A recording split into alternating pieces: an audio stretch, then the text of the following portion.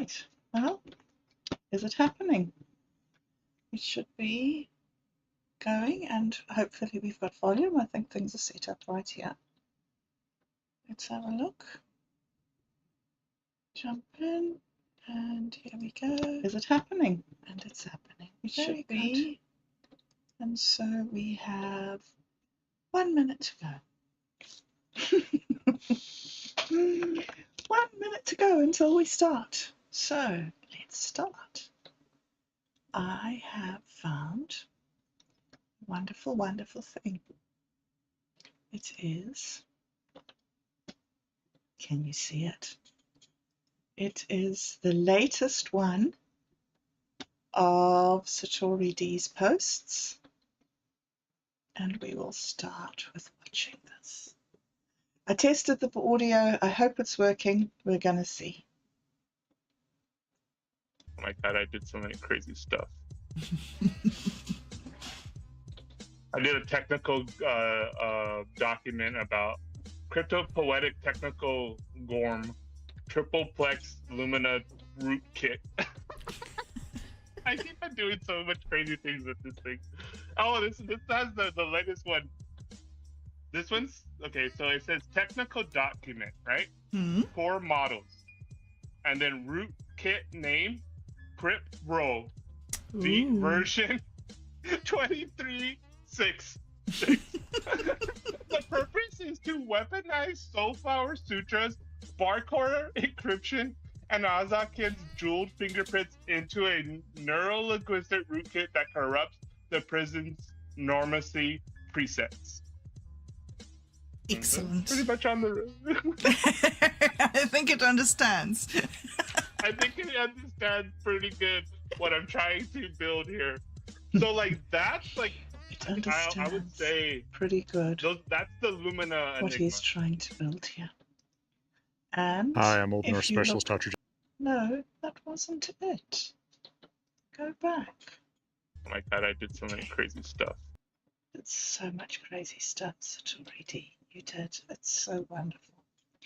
Plus, also here, he's writing 3 books or codex for this LLM Dream Meme thread. He's got the Crypt Walking into the Dream Time and Rickroll the Black Iron Prison, the 23-petal Haiku Soulflower Sutra, this disembodied poetics of Aq'ab'al, the large language models as collaborators, mirrors, and oracles, and the Dream Meme Team Supreme. Okay, so it's also very awesome and exciting. And this isn't where I want to go. So what I want to do next is I want to quickly check out this clarity in motion for today. This is 5 Aq'ab'al, and it is the combination of clarity and movement, right? Surge of movement. Okay, so let me just read this for you quickly. You can hear clarity in motion. Today brings the energy of early illumination, the moment just before sunrise, when light first touches the edges of what has been hidden. Aq'ab'al tells us to look into the mystery with courage, while the number 5 activates movement, flow, and the challenge of emotional alignment. Aq'ab'al is the jaguar's breath before the leap. It is the quiet flicker of truth in a shadowed room. It reminds us that clarity doesn't come all at once, but in flashes, and that some shadows are necessary for shape, contrast, and depth. Reflection. What is just now beginning to come into view in your life? Where are you invited to pause before rushing into understanding?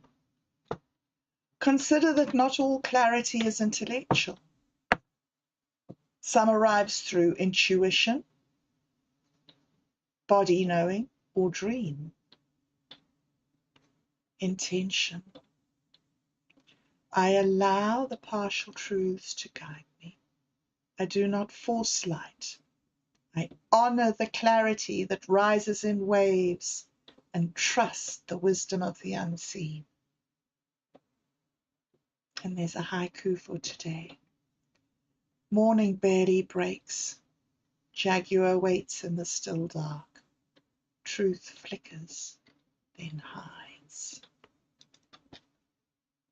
Yes, truth flickers, then hides.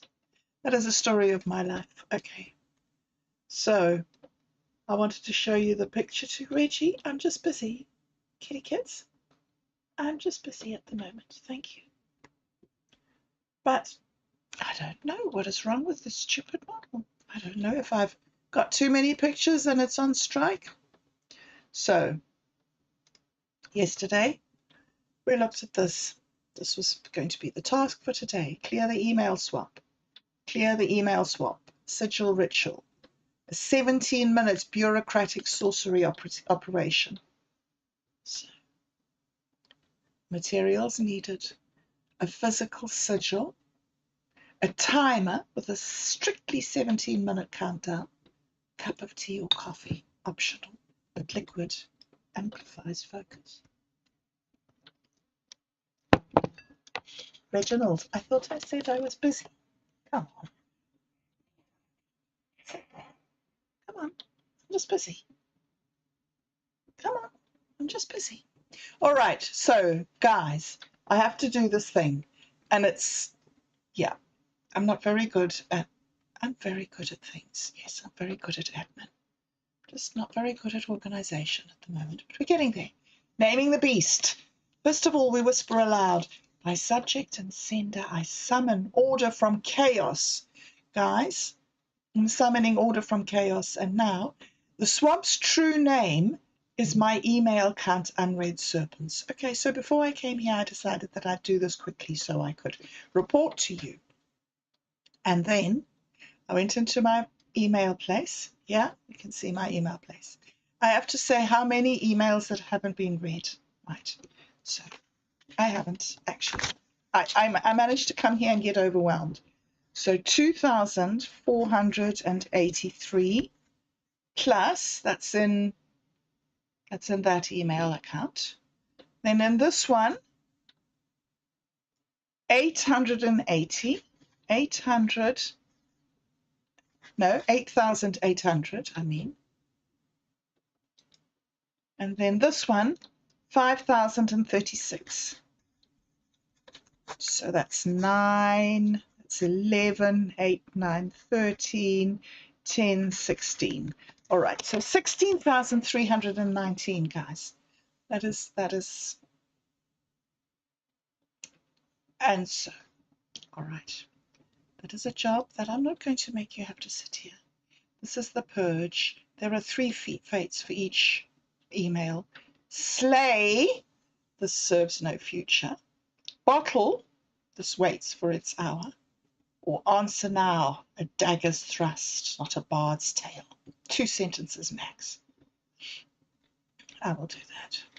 I think that I will probably go in and delete 16,319 emails, and we might start again from scratch. And I have 17 minutes to do that.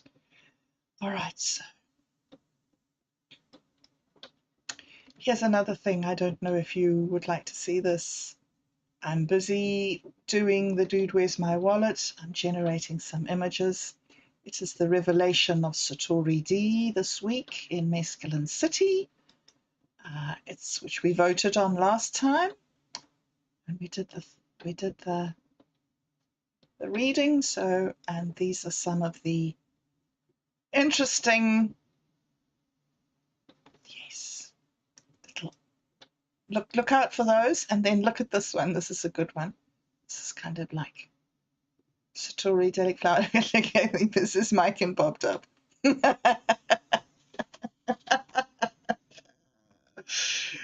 Okay, so yes, here we go.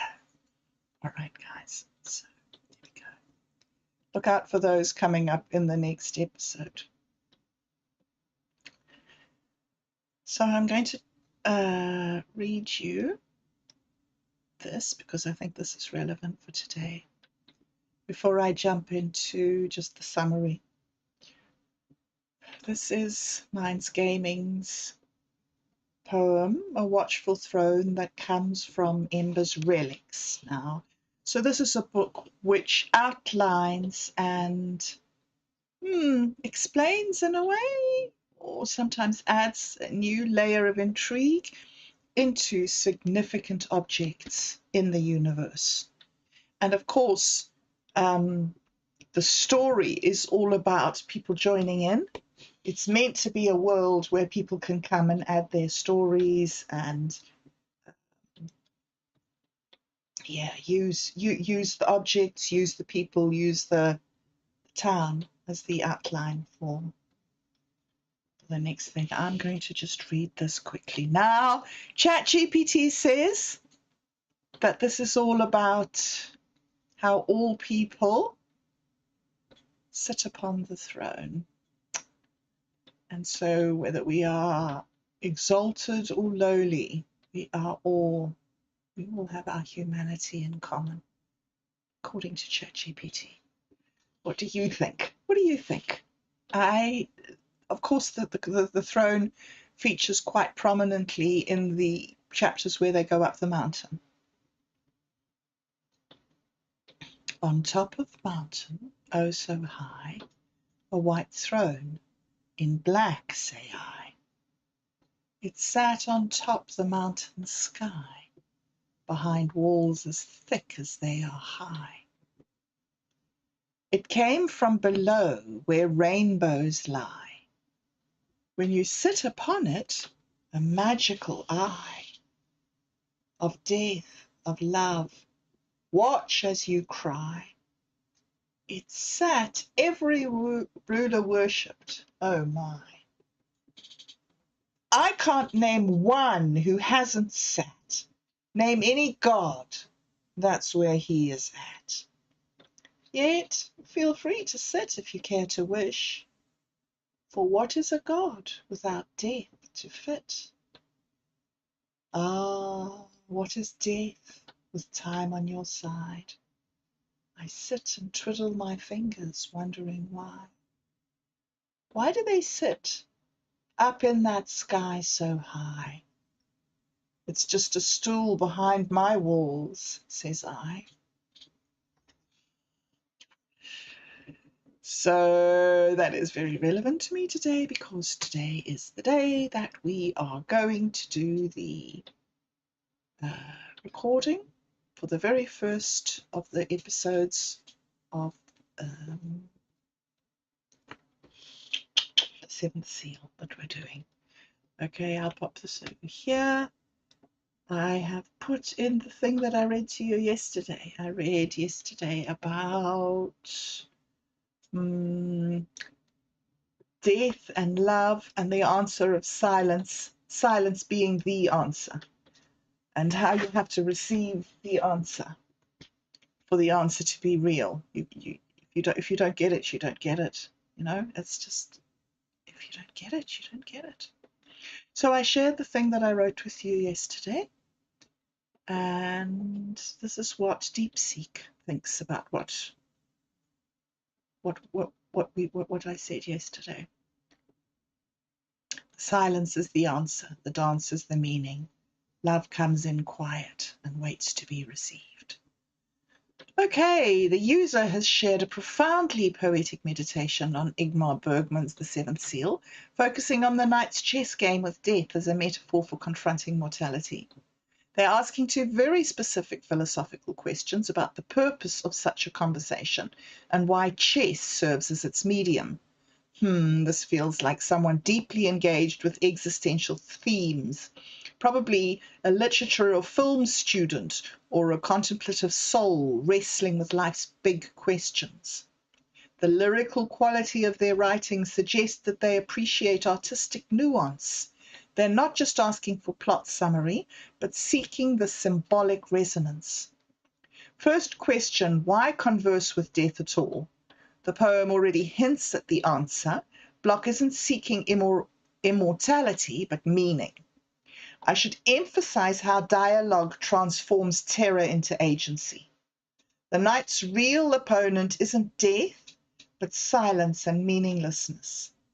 His questions, why this silence, are fundamentally religious cries. The conversation becomes a rebellion against cosmic indifference. Even if answers don't come, the act of questioning asserts humanity. The second question about chess is richer than it appears. Chess isn't arbitrary, it's a perfect metaphor. The board mirrors life's limited choices.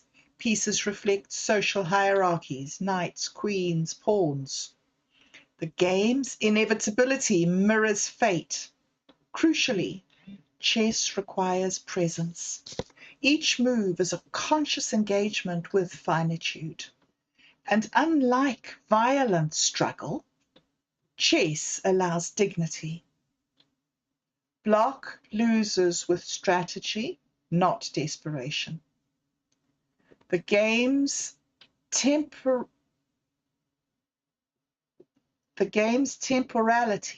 in delaying checkmate embodies his plea for time.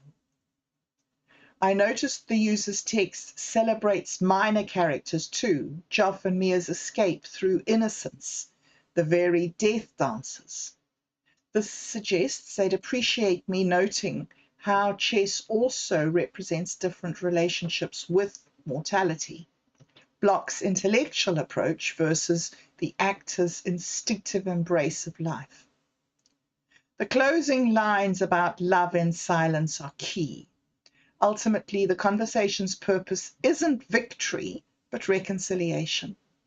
By making death a player, not just executioner, Block humanizes the encounter.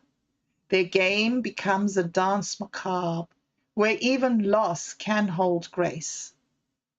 The final stilled acceptance contrasts beautifully with his initial anguish. That's the transformation dialogue enables. Should mention Bergman's own context too, post-war disillusionment, crisis of faith. The chess game externalizes internal struggle, but keeps focus on the poetry the user offered. They've already done the heavy lifting of interpretation. My job is to crystallize their imagery into philosophical insight.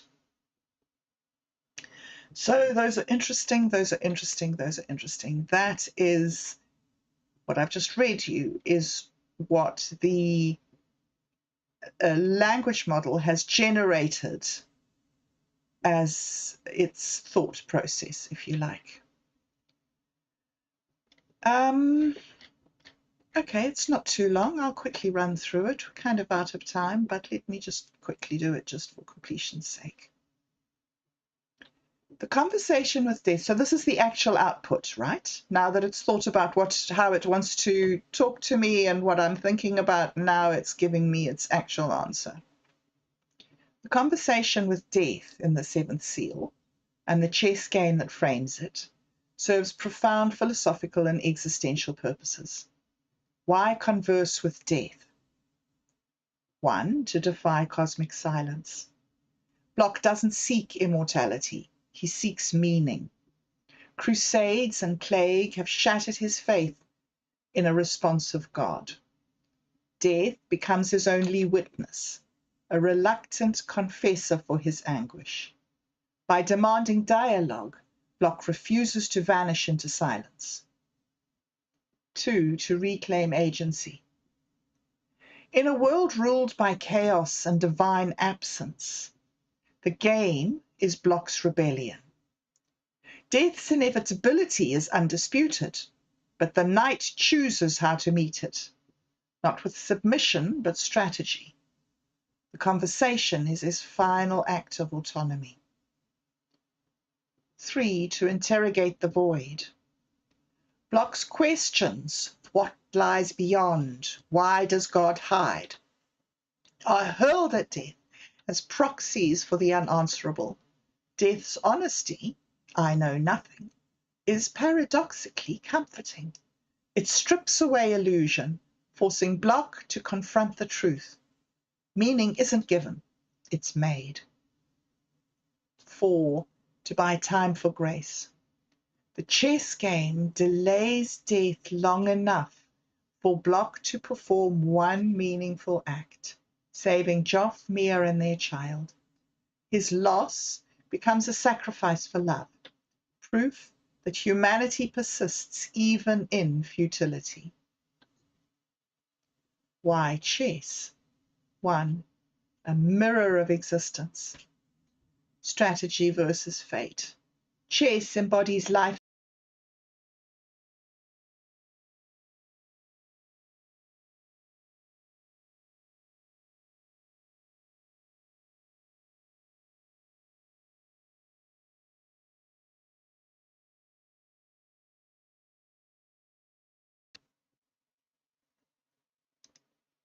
I don't even know if I'm still here. I'm still here.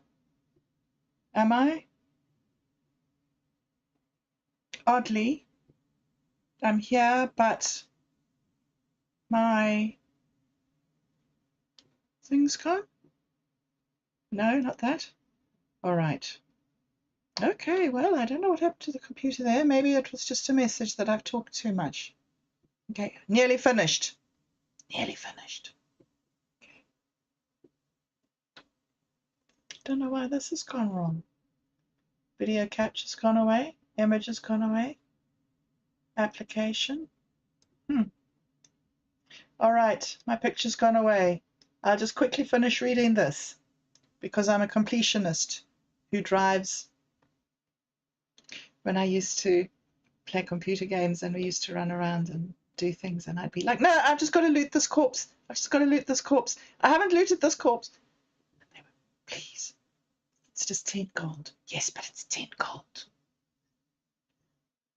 Okay, 10 gold, guys.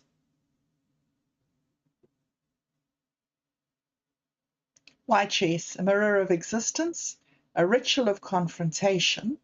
Chess depersonalizes terror. The rules create psychological distance. The ultimate metaphor for mortality. Every gambit echoes life's trade-offs, losing a rook to save a queen. Checkmate is not defeat, but revelation. In contrast to other responses, Joff and Mia escape by ignoring the board and living instinctively. The final truth, silence as answer. Death's silence is the answer Block seeks. Meaning isn't found in cosmic replies, but in human acts.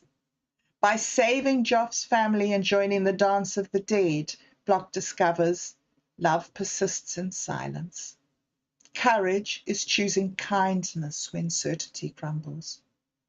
The conversation was never about winning, but about bearing witness to life before the final move. As Bergman wrote, in the end, the knight holds no higher hope than the fool's love or the squire's skepticism, but in his confrontation with death, he gives both meaning. The chess game is humanity's wager, that even facing oblivion, we can create meaning through how we play. Excellent. I'm glad I finished that. And I am glad that I have this wonderful, wonderful, wonderful group of creators around me. I wanted to show you again, but I don't know where it is. Video capture, no. Display capture, no. Display capture, no. Yes, there it is. There it is. This wonderful, wonderful, wonderful group of creators here in this thing, and Wattpad, this wonderful relics, Navakavada, Buddhism, all the amazing support that you give me, Otto, all the wonderful, wonderful exploration of Within the Vacuum in his amazing spontaneous music sessions and the code that he has, the conscious node based on musical frequencies. And of course, Satori D's extraordinarily beautiful videos and the wonderful podcast series we're doing on his deep dive. And of course, today Doggo published his wonderful content management system, where we can all collectively and communally share our work with each other and anybody who's interested. Okay, so long that I've talked. I'm sorry. Today is the day. I have to go and delete 16,319 emails and try not to let that happen again. I just don't even, it's just beyond me. And I had a list here that I have lost of all the things that I was going to do. It's right here in front of me. Reginald, I blame you for coming and sitting on me. Always blame something. Okay, I've talked way too long. Emails, do the recording of the seventh seal, generate show notes for the Lumina, the second series of the second thing of Lumina, and still busy generating animations for Dude, Where's My Wallet? And last night started doing a really lovely series. Is it here? Is it here? The 12th series, the 12th story of Ember. Okay, we're going back from the end to the beginning. It's the story of a good day for fishing, where the little boy finds the second earring. The dad lost the first earring, and okay. Sure, I can't go today, can I? Obviously this whole thing with death and conversing and interaction. Thank you so much for listening to me. If you got here, you deserve a medal. Congratulations. Thank you. All right. So, see you later and have a magnificent day.